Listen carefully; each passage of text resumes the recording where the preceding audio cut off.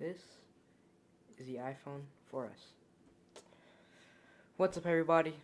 Welcome back to the channel. Today we're checking out a true classic, which is the iPhone 4S. The iPhone 4S originally launched back in 2011, which means it's over 14 years old now. But the real question is, can it still hold up in 2026? Let's find out. Let's unlock it. Okay, first off, let's talk about the design of the phone. Honestly, this thing still looks amazing. It has that glass front and back, the stainless steel frame, and the compact size that modern phones don't have anymore. Compared to today's giant phones, this feels tiny, and it's kind of refreshing. It's got a 3.5-inch Retina display, which sounded amazing back in 2011, but today it's small. But the screen is still sharp for its size. And let me say this. With the modern phone of today, it's really hard to, like, I have to do all of this just to do what I want to do with the phone. But with this phone, it's effortless. You can reach any corner of the screen without just moving the phone around in your hand a lot. So now that we got those out of the way, let's talk performance. This is where age starts to show. The iPhone 4S has Apple's A5 chip and only 512 megabytes of RAM.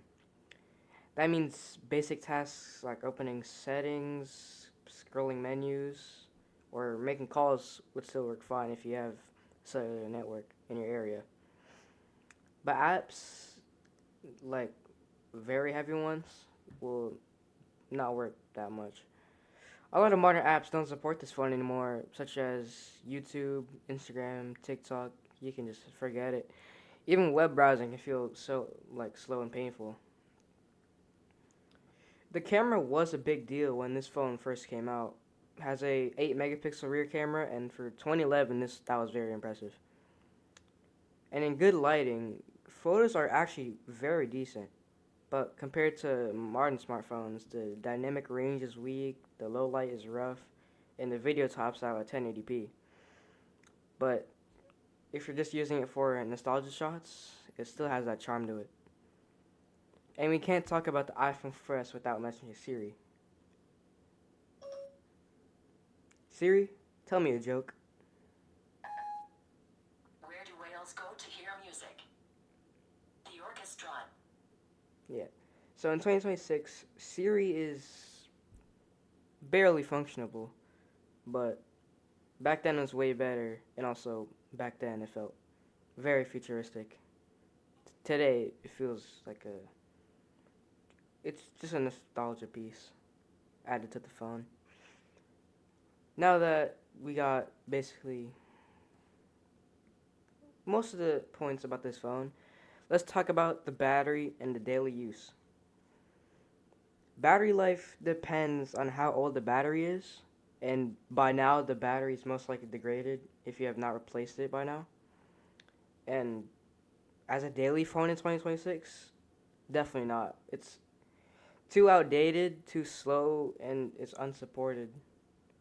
But if you're just gonna get it as a collector's item, backup phone alongside, let's say, your main phone or some other device, or just a music player, which is still functional to this day,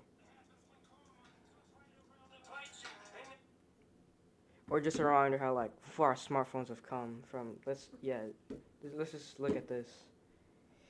We came from this, just a home button, small screen, and to this with no home button and bigger screen. So the final verdict of the phone in 2026, I would rate the design at a 9 out of 10, nostalgia at a 10 out of 10, usability today if you're in areas such as the US, which does not have cellular network for this anymore, and even outside the US, carriers have little to no support for this phone at all, so it doesn't even really matter if you're in a limited area.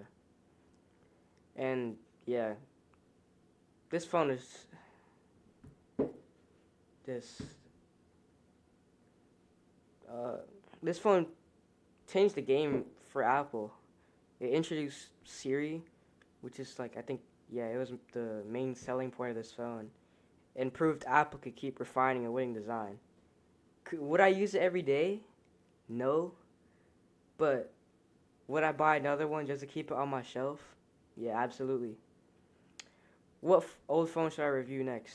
Drop it in the comments and don't forget to like and subscribe for more tech throwbacks. See you in the next one. Next, damn.